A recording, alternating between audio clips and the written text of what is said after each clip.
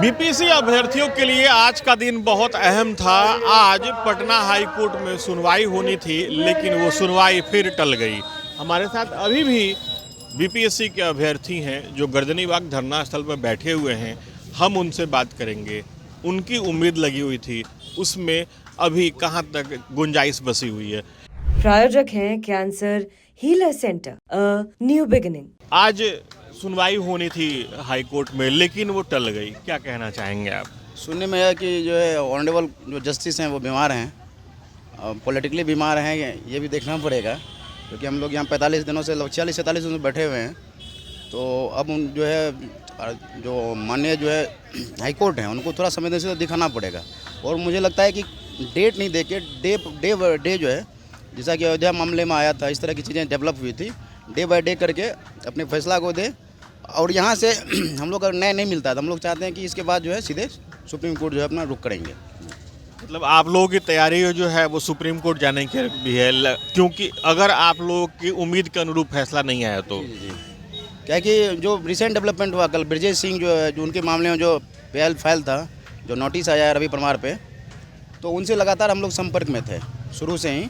जो यहाँ एक नैरेशन सेट हुआ था चेयरमैन के भ्रष्टाचार को लेके, उनकी नियुक्ति वगैरह को लेके, वो लगातार फॉलोअप कर भी रहे थे उनको।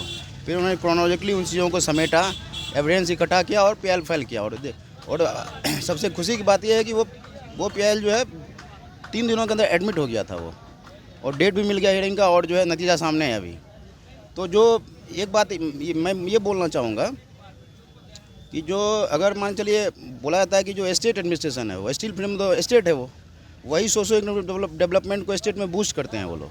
अगर वहीं जो है धांधली सेटिंग से बैकडोर से अगर एंट्री मिलेगी, जैसा कि रवि परमार का पूरा जो एक नेक्सस उन्होंने क्रिएट किया था गुजरात मॉडल का, तो ओबियसली जो है बिहार का विकास जो है वो बाधित हो जाएगा। बिहार फिर से जो है बीमारू से अधिक जो है पुरानी अवस्था में लौटेगा।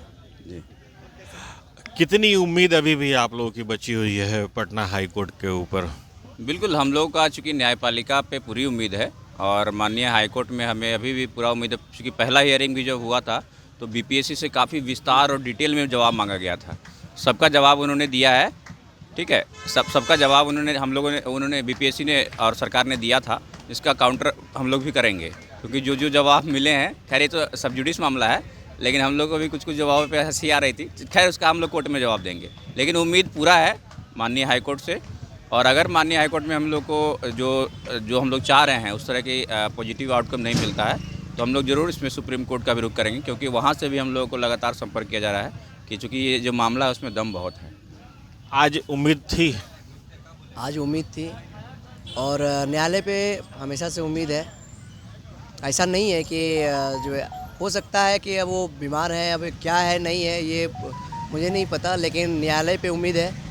हम लोग चाहते हैं कि यहीं पे वो ही हमारे पक्ष में फैसला करके उसके बाद इसको रफा दफा करे, हमें आगे नहीं जाना पड़े। लेकिन अगर ऐसा नहीं होता है तो हम लोग आगे ज़रूर जाएंगे। कितने दिन हो गए? तकरीबन 1.5 महीना से भी ऊपर हो गया यहाँ पर, और हर एक दिन उम्मीद की एक नई किरण सामने आती है, फिर वो किरण थोड़ी सी धूमिल हो जाती है। कब तक आप लोग यहाँ बैठे रहेंगे? किरणें धूमिल नहीं होती हैं कभी भी, किरणें अपने आप में प्रकाशित होती हैं। किरण कभी भी धूमिल नहीं होती हैं। और जो आपने बोला इतने दिन, अभी ऐसी ही बात चल रही थी तो मैंने एक ही चीज़ बोला कि जब तालाब में एक मछली गंदा होना तो उसे निकाल करके मिनट में आप उठा के फेंक देंगे, लेकिन जब पूरे तालाब में बहुत सारी मछलियाँ गंदी हो जाती है ना, तो उसको साफ करने थोड़ा समय तो लगता है। और यहाँ वही है, मैं करूँगा, कौन करेगा ये नहीं समझ में आता है। कौन चला रही है सरकार, क्या चल रही है, सब एक दूसरे पे थोपते हैं, सिर्फ आ करके हालचाल पूछते हैं और चले जाते हैं। यानी नहीं तो सब मिलके कर रहे हैं। मुझे तो ऐसा ही प्रतीत हो रहा है, मुझे तो ऐसा ही प्रतीत हो रहा है। ये चुनावी माहौल है, चुनावी वर्ष है, उसमें ये चीज़ें इतनी देर लग रही है सुनने में। मतलब आप लोग अभी डटे रहेंगे? डटे रहेंगे। आप देखिए ना, ये जो हमारा सत्याग्रह है ये सफलता की ओर बढ़ रहा है। आप देखिए हर एक चरण पे, हर एक स्टेप पे सफल होते जा रही है। आपको मैं इसका कंक्लूजन देता हूँ कैसे सफल हो रहा है। अभी कल का तो आपने देख ही लिया सुप्रीम कोर्ट का, कि बीपीएससी के चेयरमैन की नियुक्ति पे सवाल और उस पर नोटिस बिहार सरकार को मिला है, बीपीएससी चेयरमैन को नहीं, बिहार सरकार को मिला है। यानी सरकार से ही पूछा जा रहा है। एक दूसरी चीज़ है, स्टार्टिंग में जब हम लोग आए थे तो 25 तारीख को बीपीएससी ऑफिस के पास लाठीचार्ज हुआ था। जेपी गोलंबर पे 29 दिसंबर को लाठीचार्ज के साथ वाटर कैनन यूज किया गया था। और वहीं 30 जनवरी को देखिए लाठीचार्ज नहीं हुआ है, सिर्फ गिरफ्तारी हुआ है, लाठी दिखा तक नहीं। लाठी दिखा भी नहीं है। तो आप ये कैसे कर सकते हैं सफल नहीं हो रहा है? हर एक स्टेप पे सफलता दिख रही है आपको, सफल तो हो ही रहा है। नहीं, मैंने असफल सफल के बारे में कुछ नहीं कहा, मैंने ये कहा कि आप लोग डटे रहेंगे। डटे रहेंगे, सफलता मिल रही है और डटे रहेंगे जब तक री एग्जाम नहीं हो जाएगा, जब तक जो है ये मन्नू भाई परमार जी यहाँ से चले नहीं जाएंगे, तब तक डटे रहेंगे। एक बात मैं और ऐड कर दूं, एक जो नया डेवलपमेंट ये है कि हम लोग 1 लाख से ज़्यादा पोस्ट कार्ड, आप लोग सजग पत्रकार रहे हैं, आपको पता भी होगा कि बहुत सारे मामलों में पोस्ट कार्ड से भी जो है PIL फाइल हुआ है। पीएन भगवती, आदरणीय पीएन भगवती ने इस चीज़ को एस्टैब्लिश किया था। तो हम लोग 1 लाख पोस्ट कार्ड जो है वो भेजेंगे सुप्रीम कोर्ट, ऑनरेबल जो है चीफ जस्टिस सुप्रीम कोर्ट को।